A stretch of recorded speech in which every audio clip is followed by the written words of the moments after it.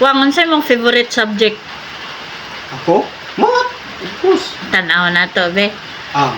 Sige, ato ba gani? X plus 2 equals 8. What number is X? No. Actually, English gid bitaw kung ganahan favorite ko kay easy ra kay math English gid noon gid pang challenging mo gud. Sige, English ta. Okay, sige. What is linking verb? Mas maayos Filipino kay para nationalism ba? Kinahanglan gid na gid tay. Sige. Blank ay tumutukoy sa ngalan ng tao, bagay, hayop, lugar at pangyayari. Filipino na gid na ha. Mas maayo gid kung mother tongue. Mas maayo gid kung mother tongue. Kadaghan na ba Mas maayo gid kung mother tongue. sige be, last na lang ni kay murag anak taan ni ba daghay pa. Ano? Sige kani.